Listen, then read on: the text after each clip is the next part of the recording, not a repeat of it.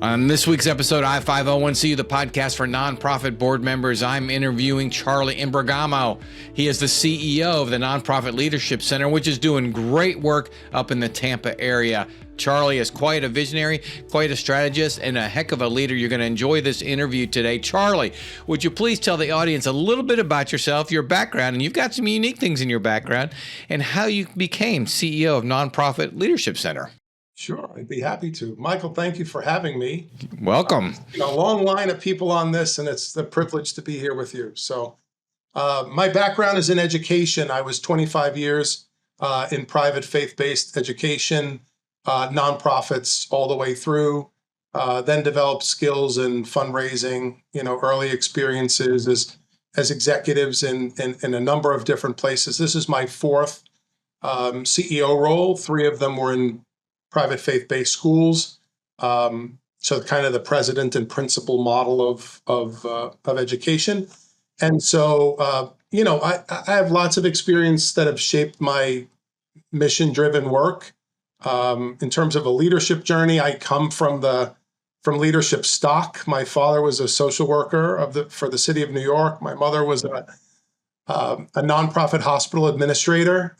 I lived with my maternal grandmother, who was the leader of the charge at home, while when my mom went back to work and my dad was working. So, leadership's kind of in my DNA, deeply rooted here, obviously, in Tampa Bay nonprofits for about 11 years. I came here to found a nonprofit organization in East Tampa, passed it to new leadership, and then put out in the deep, landed at Nonprofit Leadership Center in 2019.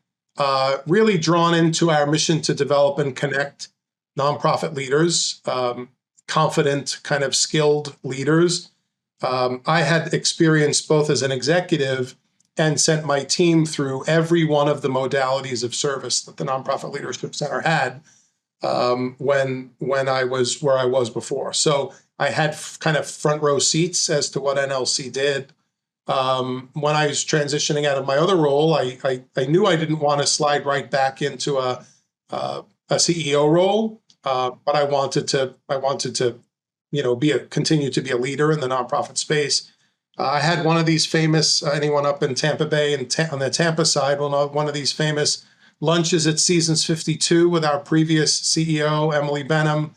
And she had a particular need, which I didn't really think was for me, but we started talking about other aspects of the business and opened the manila folder that I had my resume in and was sketching things out. And then it was like, so what do you think of this role? And I thought, well, it could be really interesting for someone. I wasn't 100% sure we were talking about me, but that became clear.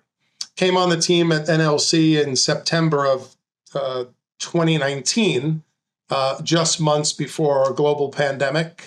At the time, I was the only one on the team who had any experience with delivery of training and development from my previous school's work in a virtual setting. So we literally went into 618 days of virtual training in COVID, with the exception of one of our programs in partnership with UTampa at the time. But so it was like, here we are. And then transitioned to CEO. Emily announced her retirement in, I guess, late 2022, and then to formalize her retirement, a planned retirement in 2023. And it was one of those things where, do I really want to jump back into this executive role again, having had a number of them? What made NLC different, which you've experienced some of our work and our team and our culture, I knew that this was going to be a very fruitful experience for me, a learning opportunity for me. I felt that I had something to contribute to the team at a level different than what I had done in my previous role. And so it was kind of a natural evolution of kind of a convergence of purpose and passion. And I was like, well, Emily said, well, the board may be seeking internal candidates, and might one of those people be you? I said, well, I'm a thoughtful practitioner of things, as you know, from a little bit of my history. And I was like, I need a few weeks so that if I say yes, All of me is behind that. Right. And so ultimately, a few weeks later, I said, yeah, well, I'll place myself forward as an internal candidate. And it was a big process, which we espouse, the succession Yes. planning process and the selection process with a firm. And, we did the right thing. And it so happens that I emerged out of the other end of it. Well, and you emerge knowing that you earned it. I love that, Charlie, because we talk to nonprofit leaders and boards, and it's always easier to say, "Hey, let's just pick the internal person and skip the process. The process is costly, it's rigorous. Let's hurry up." But the fact that you went through it, that means you earned it, and that's gotta be satisfying to you.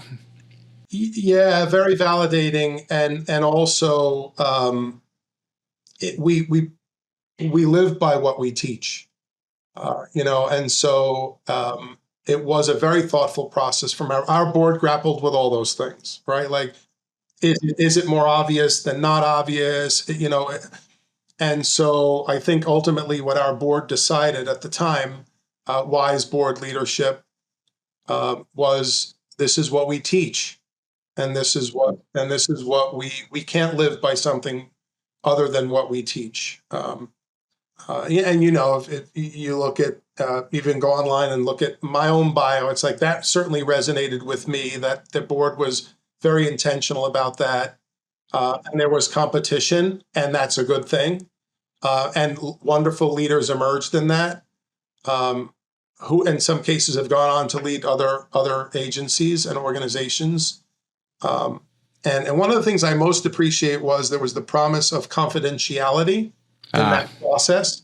Good. And we hired a wonderful search firm, who's one of our key partners, young search partners, and confidentiality was the through line through the whole process.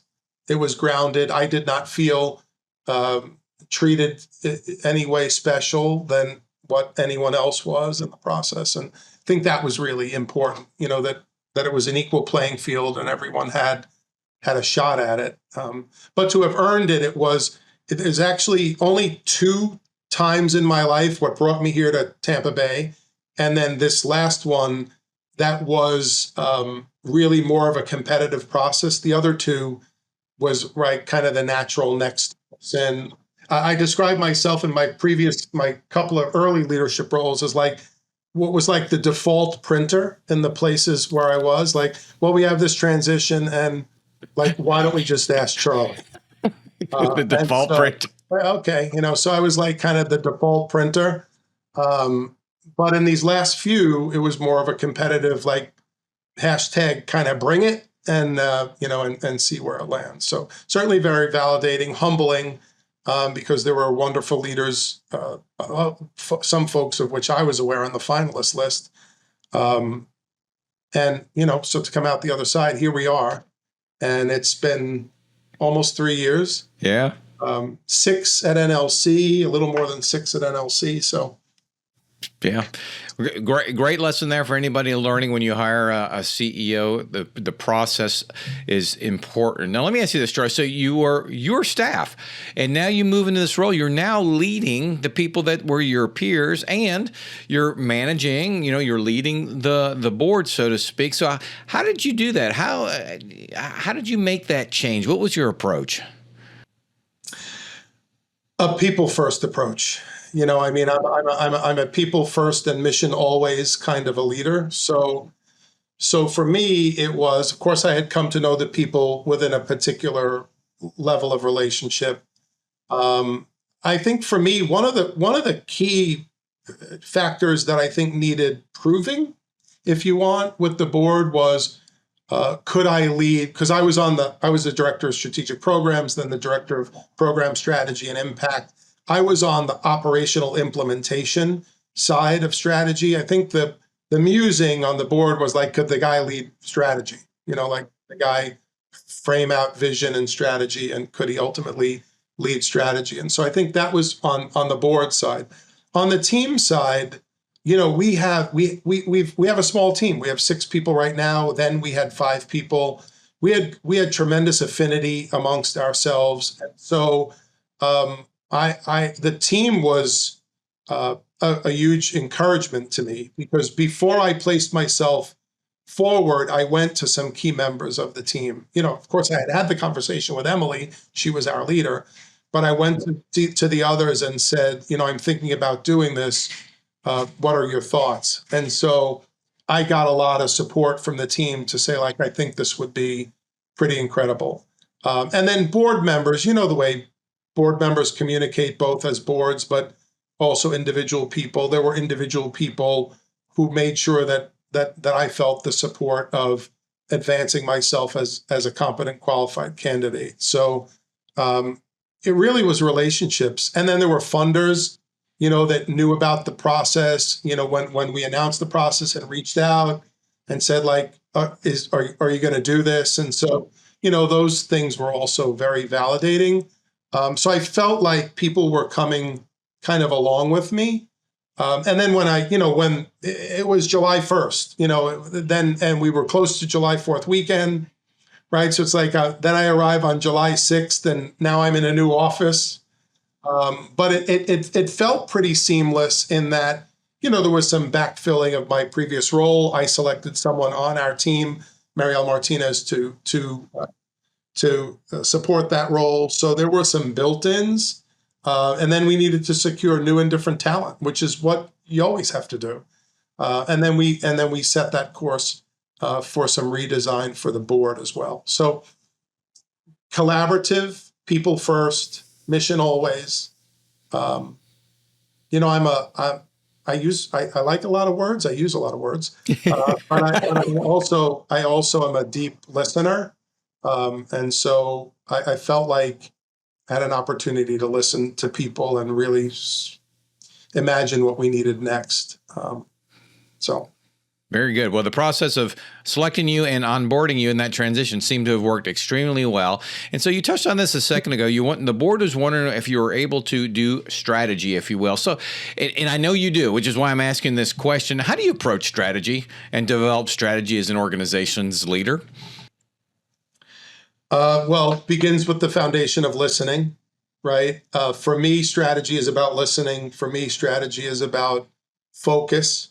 We can do a lot of different things, but we focus on a few things. And I always, when I lead strategic planning processes for the clients that we serve, I always try to say, let's focus on the what, and really, really continue to amplify the what and tease out the what, like the who and the how and the with what frequency and, how much and all those things will come later. Like, let's figure out how the what is really aligning to the need that we're hearing.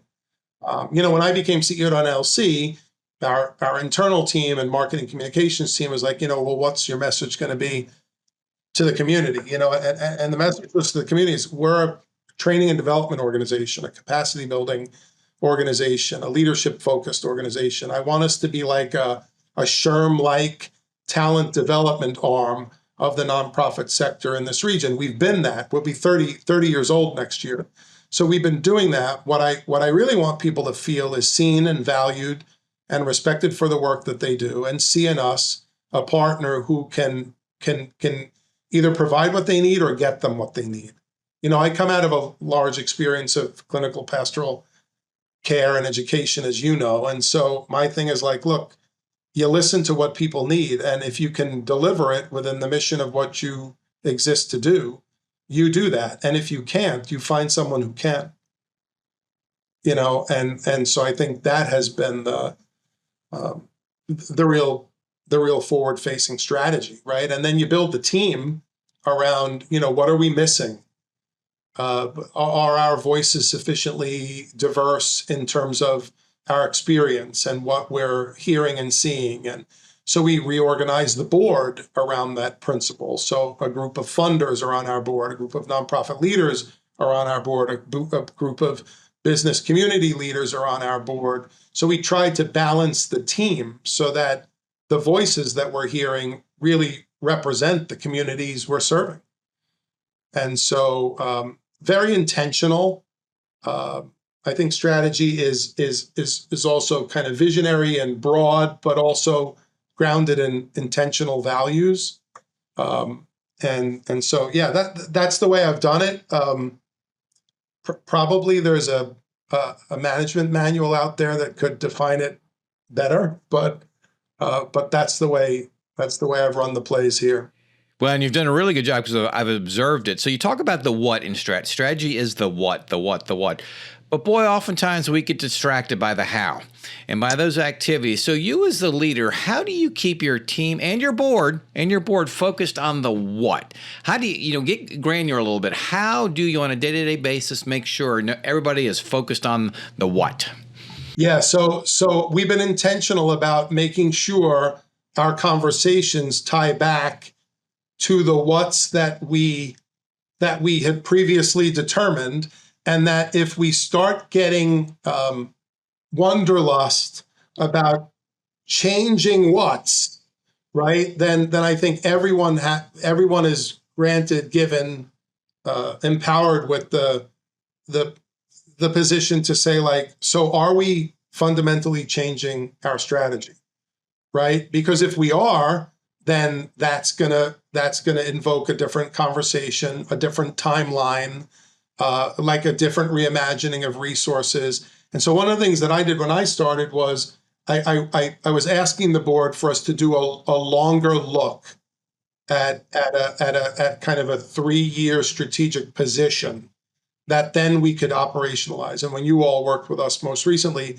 you saw what that was. You came into the second year of that to help us operationalize or imagine the priorities within the structure of that, so that then our team could operationalize it. We don't. Safe words, I think, is probably a more formal way to describe it, but there are like passwords that we throw out there every now and again. So when I say something like, I'm not really interested in us having a conversation about sausage making, then that's a way that the board internalizes, we may be getting a little operational here. When we invoke sausage making, or we're getting a little weedsy, or this is getting very tasky, then those are the signals that we send out both internally amongst our team and in partnership with our board to say, like, let's pull the plane up here. What's the larger strategic question? And we also frame our agenda that way. So our agenda has become less reporty, less kind of look backs. Those are there, but they're in the form of pre-reads, and our board has made a deep commitment to do that, to actually do the work, 35, 40 minutes of work, maybe an hour in preparation for a board meeting, so that when we're together, we can have meaningful and authentic conversation about, so how is this working? Is something need to be reviewed, revisited, reimagined? And that has helped, right? It's a discipline, and as we all know, it's like having a bunch of gym buddies, right? If we're all going to do this, we're going to do it together. It's a discipline, and it takes focus. And it really does. And going back to I was enamored or really appreciated your relationship with your board. And you've got strong board members. These are not passive people. They're very successful in their own right. They're leaders in their own right. And yes, the dialogue was very productive. You could challenge, you could share, they could challenge you. So how have you, and I know it's more than just you, but you've got such an engaged board. How did that come about? I think it goes back to, first of all, they had amongst themselves, prior to my taking the position, a solid foundation, on which to work. We've had great leadership and great board members throughout. So some of it is, I didn't plant the orchard, so to speak. I polished the apples. The bottom line is, I didn't plant the trees. I polished the apples. When I started, our then board chair, the person who invited me to the position on behalf of the organization, asked for a strategy session with me. And so within days of my taking the chair, we had 3 hours of lunch, meeting, banded with a lot of conversation. And what his recommendation is sit with each board member And why don't you, Charlie, develop some qualitative kind of interview questions that you'll engage each board member on. And that's what I did. I developed the questions. I reviewed them with the board chair. We thought partnered. And then the board made the commitment of having a minimum of an hour meeting with me. Some of the meetings went 90 minutes, depending on, people's sharing and feedback, availability of their time. And then I had those conversations, and then I aggregated all those conversations and shared with the board what I heard. And then we modeled our shared leadership, which I see it as shared leadership. I don't see it as hierarchy. We modeled our shared leadership around what we heard. And I think then that set the course for our first goal is to listen and to listen well, to clarify when needed, to say I dissent, I approve, I'm wondering, I'm not there yet, whatever needs that. I need more information. I'm a reader. I don't like to be a hearer of everything. I like to read things. I ask the famous Peter Drucker question: How do you learn? How do you consume information? Do you read first? Do you need to hear? Do you need to see? So that I could imagine what the reports and the conversation needed to be like for people to get what they needed to be the board members they wanted to be, right? And that has worked. And our then board chair, Chef Crowder, was right alongside me, spent a lot of time with the board in the executive transition, listening to people. It takes work. And just like building any relationship. And now we're in this stage where the board is asking for more, together time and building affinity one to another. And so we're continually imagining ways to create structures for people to do that, whether they're holiday parties or breakfasts before board meetings, or before every board meeting, there's 15 minutes of gathering and team buildings just for people to arrive when they arrive and not be rushing in the door and sliding into their seat. And, there's just a little more intention around the time we spend together and the quality of the time and the quality of the conversation. So it's those things. But again, there's intention built around that.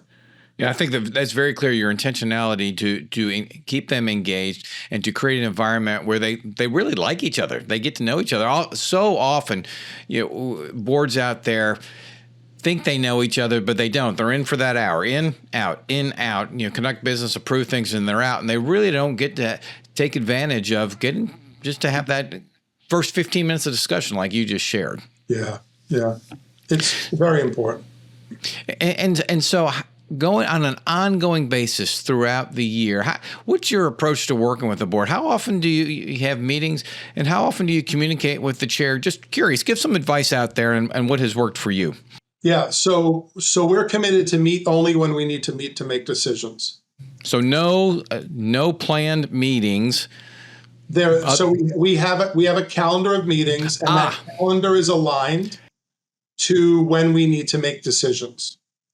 So we meet in January, we meet in February. We do not meet in March. We meet in April, we meet in May. We have a learning session meeting in June. We do not meet in July.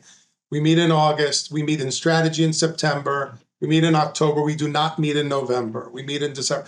So it's designed to be, we meet when there's important things that need to take place, and the calendar of our work is what drives that. So the whole thing of we meet every month for what? We meet for when we need to meet. There are organizations that need to do that for whatever reason they do, but that's not us. I meet with the board chair formally once a month, and then we are texting probably once a week. I'm sure many leaders you've had on your program that say this, but we dance the dance of no surprises. Michelle and I, our current board chair, and our Stacy, our emerging board chair, we've already started to communicate with more frequent. And it's basically a duty to inform, want you to know about this. I'm wondering about this. Do you have a thought about this? It's very mutually respectful, and it's iterative. It's like when Probably 2 weeks or so don't go by. And then we have committee meetings. We have 2 committees and a task force, and those meet monthly, and they all meet virtually. So there's plenty of touch points where I can say to a board committee chair or a board officer or our chair, can you stay on the call for 5 minutes after this? I just want to touch base with you on something. Again, it's the way people communicate, right? So I know certain people want the communication to be initiated by text, and so I'll do that. Other people want the communication to be initiated by email, and I'll do that. Other people want to say, hey, initiate the fact that you want to have a call with me. Send me 2 or 3 things we're going to talk about because I want to prepare myself, right? So it's negotiating what the person on the other side needs with what the organization needs and what I, as an individual leader, might need in terms of thought leadership. I love the idea of thought leadership and thought partnership as the level setters for, should I be talking to my board chair about this? A lot of people ask, should I be? You can ask anybody you want about thought partnership, thought leadership, even if it is weedsy, right? The person's a thought of yours, right? So when we invoke thought partnership or thought leadership, those are all the ways, the structure that we use to help. And I keep thinking intentionality. You're very intentional. And now I'm curious. So we're talking communication with the board. Now, your staff, you said you've got 6 total staff members. I think that's what you said. Mm-hmm. And what's the rhythm for leading them in terms of meetings, one-on-one, staff, other types of communication? Formally, I'll meet every 2 weeks with my direct reports. Everyone has the opportunity to lay out the cadence that they prefer, obviously with the folks that they're supervising. Some of our newer teammates obviously might meet more frequently. As a staff, we are committed to meet every 2 weeks. And so like this afternoon, we have a staff meeting. We use Asana. I think you've heard us talk about the fact that we use Asana as a project management tool. We have a staff meeting. That culture has changed a lot. We used to kind of put out the all call for anybody have anything for the staff meeting, and then somebody would build the agenda. Now there's a workflow in Asana, and anybody who has anything for the staff meeting drops it in there. And so like this afternoon, there wasn't much dropped in there, so we made the determination we don't need a staff meeting. So we're going to do a 10-minute touch base. We try to eat lunch together every day that we're in the center for 30 minutes, and the rule is no work talk. So like today, we will break that rule for 10 minutes just to do some updates on things that are emerging. But like we also try to build affinity with each other, right? So sitting breaking bread for 30 minutes without talk about shop, what'd you do last week? Anybody's, binge watching anything on Netflix or Hulu or whatever streaming service they prefer, so it's that kind of thing so that we feel like, we know each other as people, respect and care deeply about each other as people. And then we layer in the meetings that we need to discuss the work. The platform itself, the tools that we use allow us to drop documents in there that can be previously reviewed. We're going to discuss this. The documents are in Asana. So it just helps people to prepare well for what it is that the engagements are going to be. And again, I've led much larger, this is the smallest team and agency budget I've led, right? So I've led much larger teams where this kind of structure may be harder to do. But my advice to larger organizations, right, is you just bucket it out with the structure of a department, or there are ways that you could do this. I am not a fan of meetings that are not required. So and that resonates a lot with the younger generations in the workforce. Those of us who have a little more gray hair and have been around, I'm moving into 33 years, tend to invoke meetings for things for which emails are sufficient. And so it's like there is no need to have a meeting about information sharing, right? We need to meet to discuss. We need to meet to. So we actually teach a class here called Making Meetings Matter. And that's one of the principles that we invoke in that. So, again, we try to live by the things that we're teaching. So, Yeah, and speaking of the things you're teaching, and you touched on it in the beginning of the conversation, but as the conversation starts to wind down, can you share a little bit about the Nonprofit Leadership Center and what does it do? Yeah, so you heard me say before, SHRM-like, talent development arm of the nonprofit sector. We're a management support organization. We match people with resources. We develop and connect folks. We do it around classroom training, custom training, an annual conference, consulting, coaching, both by assets on our team, by people we curate. We have all sorts of free resources on our website. We do free webinars in partnership with key partners, business partners who have business in the nonprofit sector, who understand the values and the challenges and the wins related to the nonprofit sector. So that's what we do. We do that. We serve approximately 700 nonprofit organizations a year in the region, more than at or around 3,000 people or more individuals each year. We're busy. We do about 234 training or events a year. And so, and what is it, in 260 business days? Right. Yeah. 365-day count. Yeah, right. It's not uncommon that we have a class going in the morning, a virtual class going in the evening, a cohort session happening virtually at the same time something's happening here. So we are pretty multimodal in terms of the way we deliver our services, which is new for us. I mean, that was catalyzed in COVID.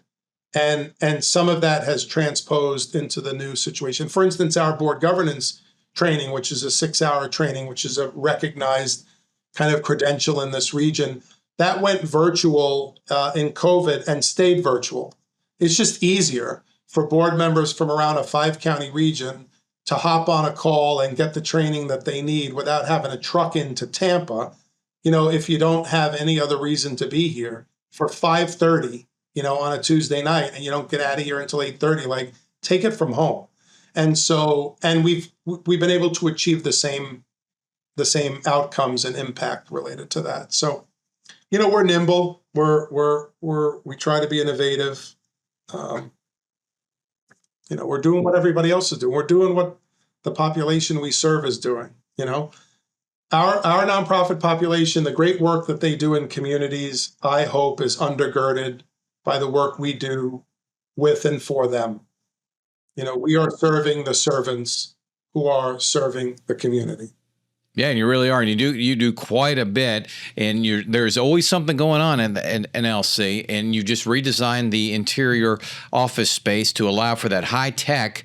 It's really fascinating what you've done, and it's just like being in the room for those that aren't in the room. So I commend you on that. That had to be pretty rewarding to come out with that new space. Yeah, very rewarding, and a hat tip to the innovation of our funders.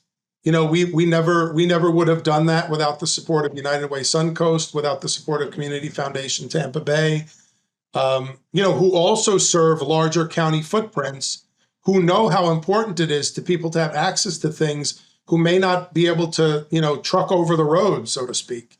The reality is, if you're in Brooksville, you're not coming to the Nonprofit Leadership Center for a 90-minute CFO roundtable. You're not spending an hour and 45 minutes in the car for a 90-minute program and then 2 hours on the way home in rush hour for lunch. So it's like, you're just not doing it. So we're trying to lower the barriers of accessibility and just make what we do more available.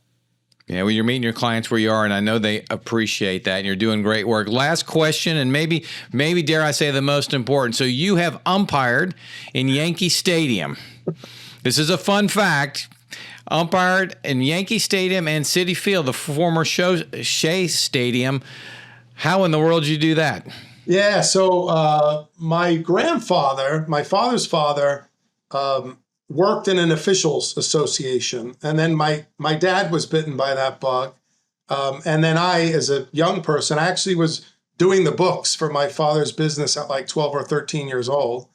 And so we used to umpire the Police Athletic League and other leagues who would be given, the availability to these big venues for their championship games. And so I had the privilege, exciting opportunity. And I was young. I wasn't even 20 years old in the years that I was looking out of all those seats. There weren't exactly 50,000 people in Yankee Stadium when I umpired there. There were about 2,700. But still, it was the old Yankee Stadium and the old Shea Stadium. So they're all, one has been torn down and redone, and the other one has been remodeled a million ways to Sunday. But I'm a New Yorker, so one of those teams is my team, and it isn't the Mets. But anyway, sore spot in my heart for the Yankees this season. But congratulations, Dodgers. Yeah, that's hard to say. What are you gonna do? What are you going to do? That's right. Ladies and gentlemen, Charlie Imbergamo, who's the CEO of the Nonprofit Leadership Center in Tampa, Florida. Charlie, thank you so much for coming on the podcast today. Thank you, my friend. Appreciate you guys.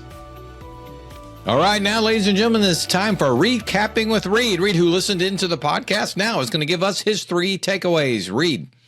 Charlie's method of leading, I loved all the words he used. He used collaborative, people first, and mission always.